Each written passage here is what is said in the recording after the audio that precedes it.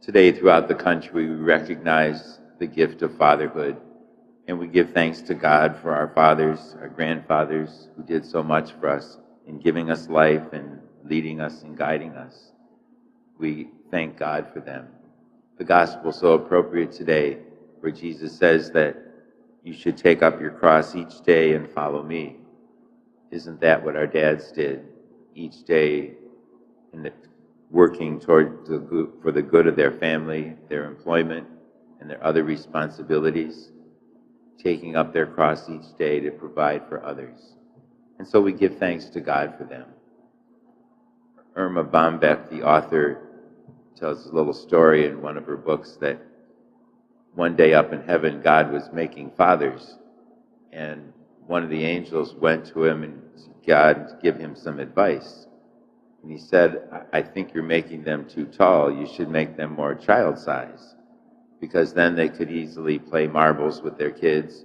They could more easily tuck them into bed at night. They wouldn't have to bend over so far to give them a hug or a kiss. And God said, well, if I made them child size, then who would they have to look up to? A good point. God made fathers to have kids look up to them.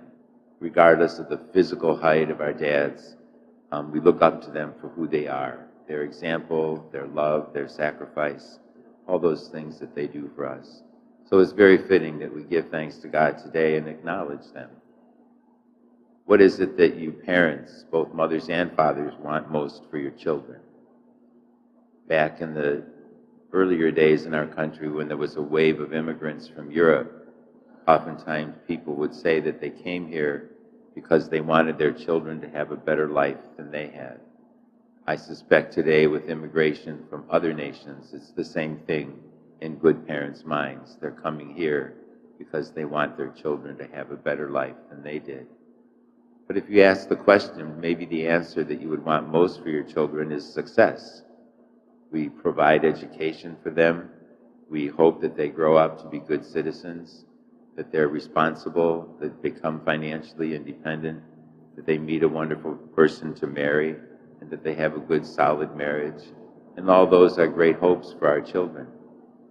But I think on our list of what we hope for our children, it should also be the hope that they will be disciples of Jesus Christ, that they will stay close to the Lord in their life, and that they will follow Him and follow their parents into eternal life in heaven. That should be the hope of our parents. And what an important one it is. We all know that it was the example of our moms and dads that probably are responsible for us being here in church today. I know that's true for me. And today on Father's Day, I'm a father too. Everybody calls me father. And I take that seriously. I love all of you. Fathers need to tell their children that they love them.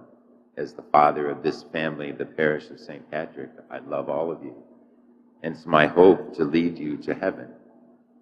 I've had over 180 funerals, I think, since I've been here at St. Patrick's. I've helped that many people in celebrating their Mass to get to heaven. That's a great joy for me. I can't wait to get there myself and see all of them. And I think with all the baptisms and the weddings and the confessions and the celebration of the Mass, all those opportunities to be father to the people, to bring them closer to Christ, that's my life. If you are closer to Christ, when I finally die, I will say that my life was worthwhile. And I think for fathers, it's the same thing, to set up an example for their children, leading them and guiding them to eternal life. We're all thinking about LeBron James today and the Cavaliers, I'm sure. And I was reading recently about a famous celebrated basketball player and coach. His name was John Wooden.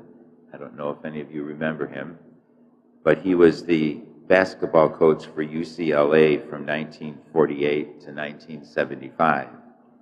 He died in 2010, just a few months short of his 100th birthday. John Wooden was a man of faith and full of wisdom. There's a few quotes that I'd like to share with you from him. He says, "A coach is someone who can give correction without causing resentment." what a good line for parents to be able to give correction without causing resentment. Don't let what you cannot do interfere with what you can do. A good thought. If you're not making mistakes, then you're not doing anything. I'm positive that a doer makes mistakes. Isn't that true? If what you learn after you know it all it's what you learn after you know it all that counts.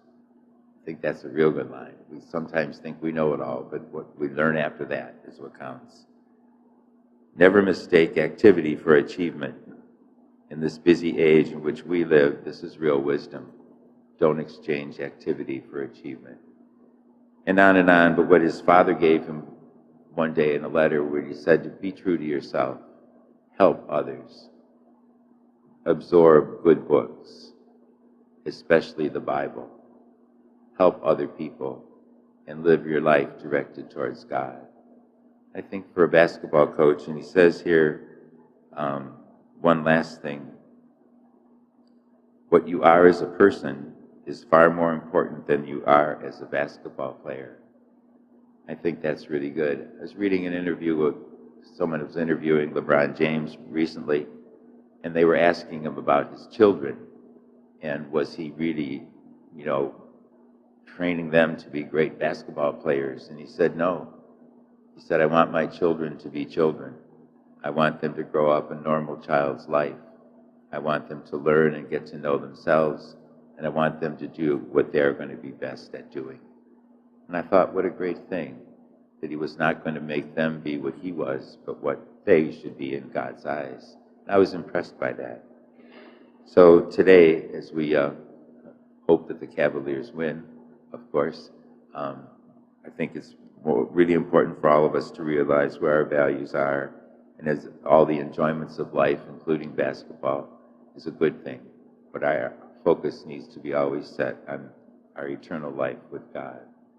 So today we say Happy Father's Day to all of our dads, and may God's blessing be upon them, those who are living, and that those who are deceased may be eternally happy in heaven.